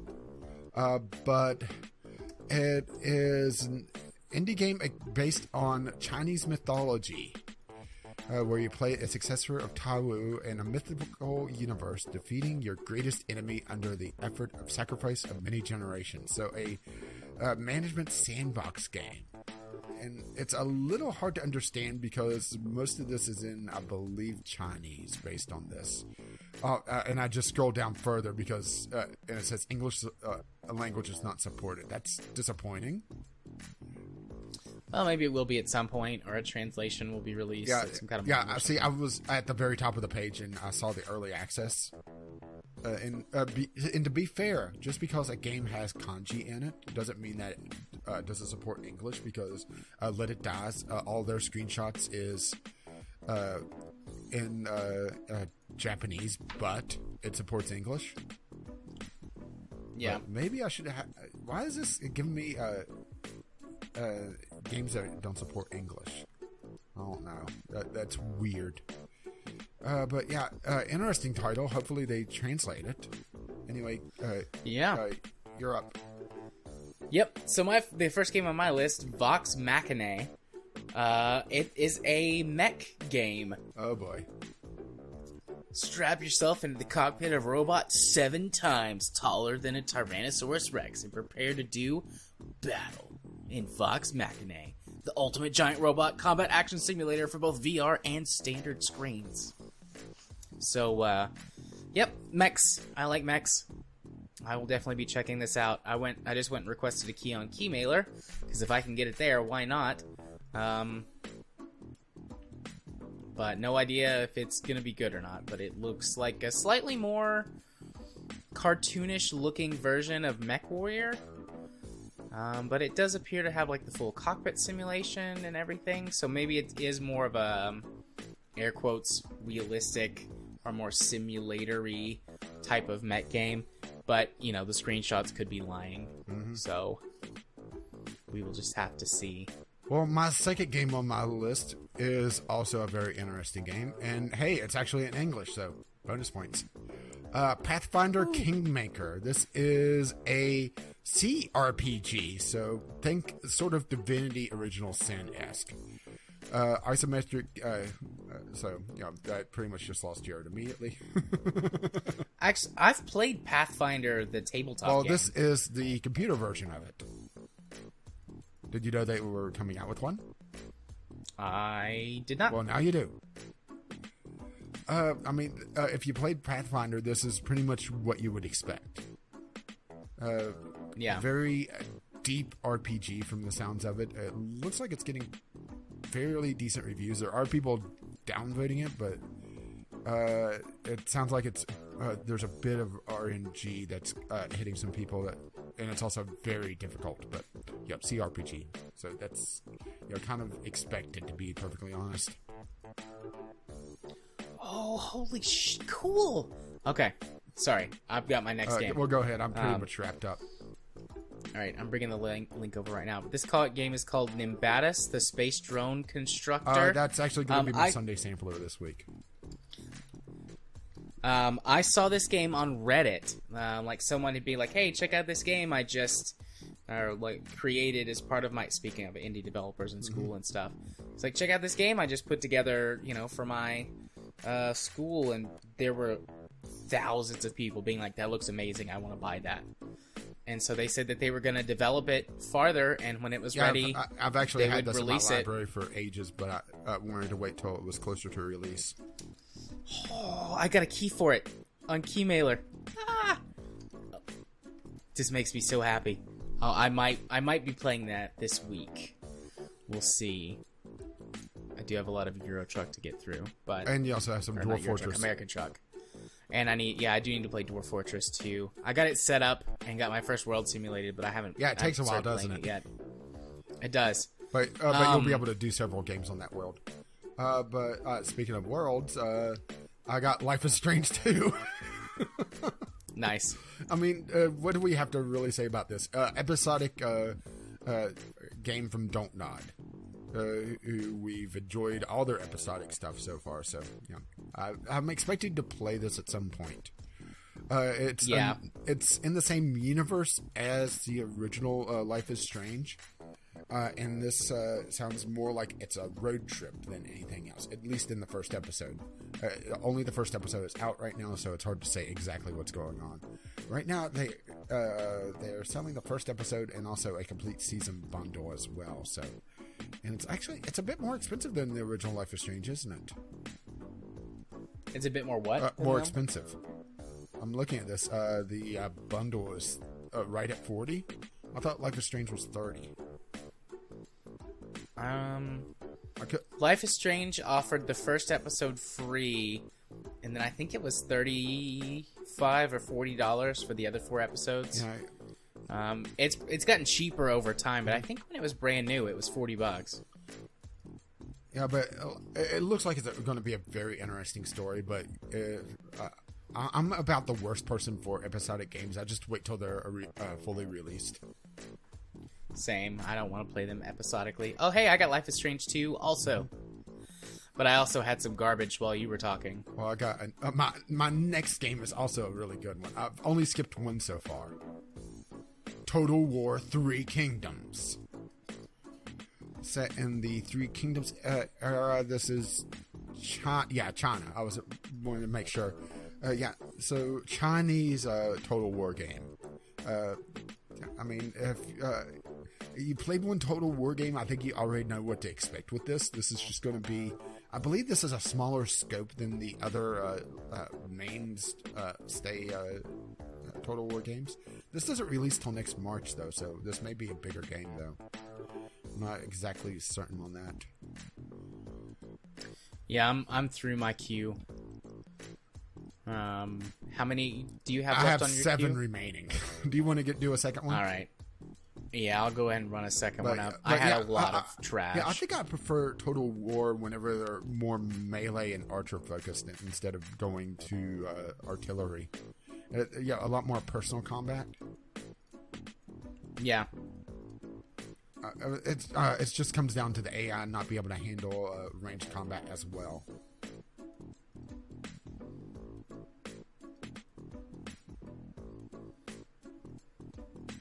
That looks interesting, but I think I'll skip it. And I'll skip that. All right, here we go. Oh no. Lucy got problems. Nudity, sexual content, anime, visual novel. Release date September 28th. So this probably has Full on nudity. some of them full frontal nudity. I mean, Steam has gotten a lot more racy lately. Lucy got problems. That's a bad title. It's got like some anime forest fairies and stuff in it. I mean, I gotta see this. what do you Hang on. expect? I got an interesting one coming up. Hang on, but I want to see that. Is that like just like a little bit of vagina in the screenshot? Is it?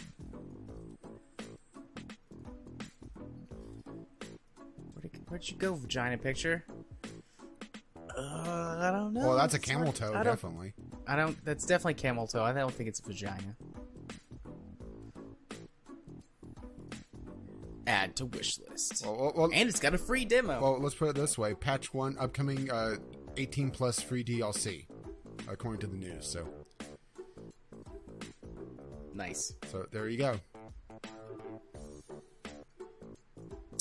Huh. Interesting. 19-4. N-I-T-E team. And then the number 4. But 19-4 is a military hacking simulation game. you got your next one. Yeah. All right. Well, I'm setting up my next one as well. Yeah. It looks... I don't know. Looks like it was designed on the Unity. That's for sure. But, I mean, that's not a bad thing, but no, not necessarily. But I can clearly tell, like, from the menus and the way that this looks. But I mean, it looks like you're running missions for the military as a hacker. interesting. I mean, that could be. It's supposed to be realistic hacking scenarios. I mean, there's been some good hacking games. There's been some bad ones. Yeah, it also has a demo. Wow. Yeah, demos are coming back, it seems. So I got Breath Edge. This is a open world survival, but you're in space, and you're trying to go through wreckages. I can't tell if wreckages of ships or it's the same ship, and you're just going through different parts of it. But it's an interesting idea. There's been a few of these popping up recently. Just space sim survival games. And I have to say, it actually looks pretty good graphically. It captures kind of the beauty of space. Yeah. What is this? So yeah, it's space survival. It's in early access though. Let's see. They're saying they're expecting at least a year and a half in early access. Oh god, that's an absolutely trash driving game. Oh, and I got my last one on my last entry. Do you have one? No. All right. Not Well, yet. I got Parkasaurus, which I think I've had that one before. yeah, I think you may have put this in your queue before, but I'm putting it in mine because why the hell not? At this Go point. for it. Dinosaur theme park tycoon game. Very, very, very colorful, almost eye raping level. But yeah, if it's better than Jurassic World Evolution, right? Yeah. Yeah. I mean, nothing wrong against having a sandbox dinosaur park, but don't advertise it as a business sim, right? Yeah. Plus, you could have hats. Granted, I don't think the hats come out of loot boxes, so that really diminishes the profitability of the game. But still. So my last game, I think, is worth mentioning. Infinity Racer. No. Do you remember the game Chase the Sun? Did you like that game? Well, here's more of that. This is literally what that is Chase the Sun. Except with a different looking ship and a slightly different aesthetic. And it's also an asset flip of a Unity game. Oh, I've not seen that then. What's an asset flip of? It's an asset flip of X Racer. I follow a couple of curators that follow asset flips and warn people about them. Yeah. So yeah, this is an asset flip of a Unity store asset for $70. Oh, yep, here it is. Steam Curator, Sentinels of the Store, asset flip of X Racer. Yeah, if you click on it, I'm gonna follow this curator. Yeah, if you click on it, it shows you exactly that game. I mean, there's one thing about using pre-made assets in a game. Granted, you have to do it carefully, otherwise it makes your game utterly bland looking, and your screenshots of it fall into just it could be any game, like PUBG. But taking a template, game template, wholesale and selling it, no. Yeah. Well, cool. I just followed that curator. That would be a good one to follow. But yeah, that's my second discovery queue. So it looks like it took me, 2 to come up with your 1. But that's the way it goes. I had some good quality. Games total. You did. I had a couple of good ones. But a couple of bad ones. But yeah, that is that. Which means it's time to move on to the portion of the podcast where I go first and tell you where to find my stuff if you're new here. If you want to find me on the YouTubes, you can do so by searching for Gaming Psychologist. You can find our Spin Tires videos, the podcast episodes, and occasionally something else, but I typically only do things that I have time for and that I enjoy. And usually that's just whatever I'm doing with my co-hosts and the podcast itself. Make it sound so dirty. If you want to follow me, on Twitter, where you can see all the things that I do tweet, you can do so by following me at JMA4707. Had a couple of recent tweets about Euro Truck and being bored at work. It was a slow day today, so I played Euro Truck at work for a while. And with my fidget spinner that I have there with some big rubber bands on it, those wristbands, makes it heavier, but one of them's rainbow colored, and it gives it this really cool, almost psychedelic effect. It's neat. And then I don't really do much over on Twitch anymore, but if you do want to see the people from the community who stream all in one place, or maybe have an easy way to find their channels, because I follow and rehost all of them, you can do so by going to twitch.tv/jarthur4707. And then lastly, if you want to be my friend on Steam, you can do so by sending a friend request to jarthur4707. I accept all of those friend requests from the lovely people. It's been a little bit since I've gotten any new friend requests from people. Don't be shy. I don't bite. Hard. Much. Or unless you're having sex with me, but that's another thing for another time. Poor Katie. And if you wish to let them know exactly what episode of the podcast you're coming from, the password for this week is iguana. Nice. Iguana. Just one of my random words, since there wasn't anything that really grabbed me this week to use. So, for me, things are kind of stable for 2 of the series. RimWorld's still ongoing. I actually want to get another recording session in for Spin Tires, try to get a little bit more in the backlog because we only are 1 week behind where we're actually recording now, or thereabouts. I am releasing my episodes of Mud Runner a little bit late right now. I actually need to go post my latest one because my render kind of screwed up overnight. And I had a completely blank episode, and it had the audio, but it didn't have any visual. So I was noticing, that's uploading a little fast. Then I noticed the file size and thought, something's wrong. So I had to re-render it today, which ended up taking up a lot more time. But I'll release that once we're done here. I haven't gotten around to doing the other series, though, that I'm planning on. I'll get to that. And I haven't streamed much on Twitch this past week because I've been touring around with a project over there. And also replacing my placeholder assets with more placeholder assets. Because life, like George Carlin said, life is a series of dogs. Well, a YouTube channel or Twitch channel is just a series of placeholder assets, one replacing the other. Right? Yes, I think. But yeah, I am planning on. I'm gonna try to do at least some of my Dwarf Fortress stuff on Twitch, so people go to see what the hell, and see someone that.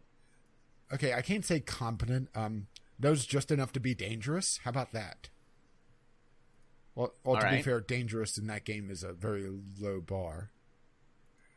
But yeah, I'll do some of Dwarf Fortress. I've been getting it set up so I could actually broadcast that, which I've gotten it where it's capturing Dwarf Fortress properly. I can't get it to get Dwarf Therapist, though, which is a little weird. It just won't latch onto that window at all. And I don't know why. That's actually what's held me up from broadcasting the last couple of days. I was trying to figure out that mystery of why Dwarf Therapist, which... For those who don't know, Dwarf Fortress's UI is a little complex.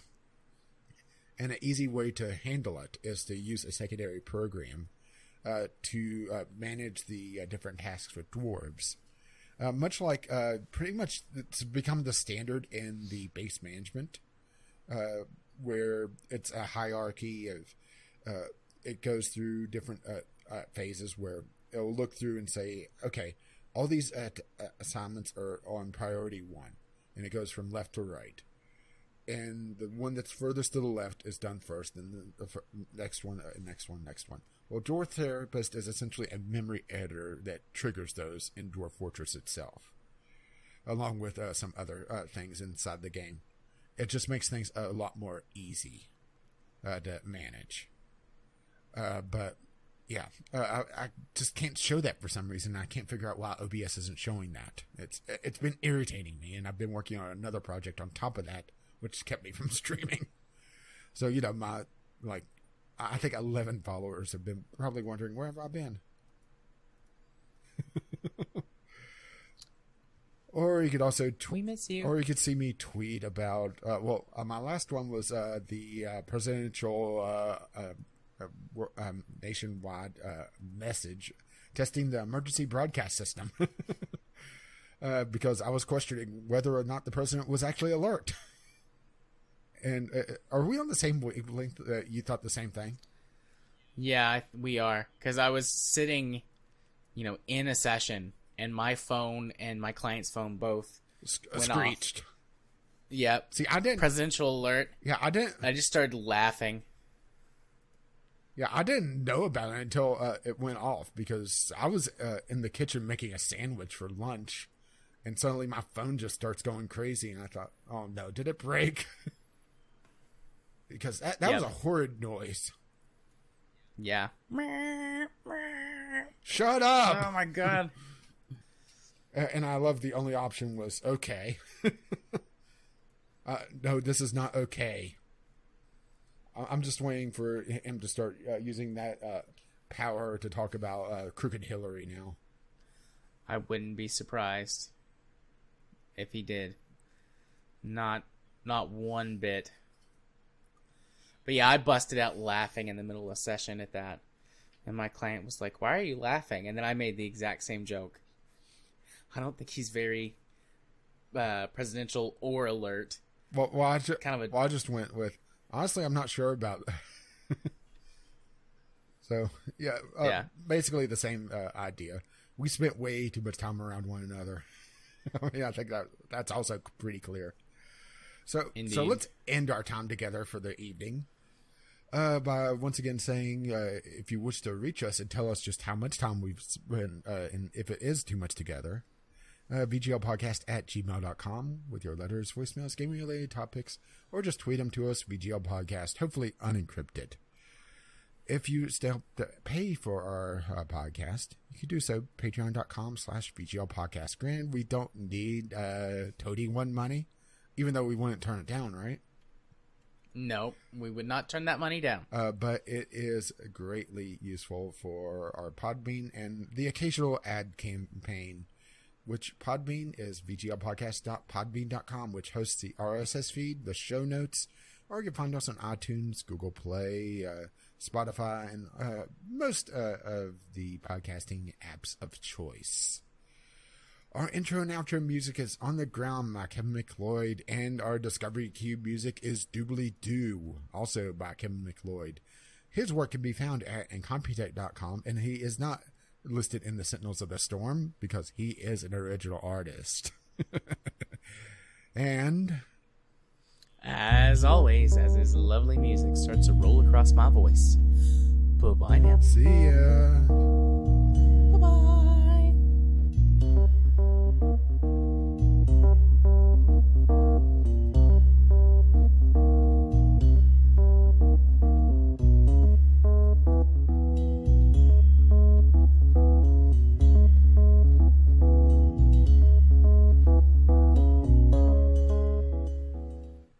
So, what would you expect the next presidential alert to be?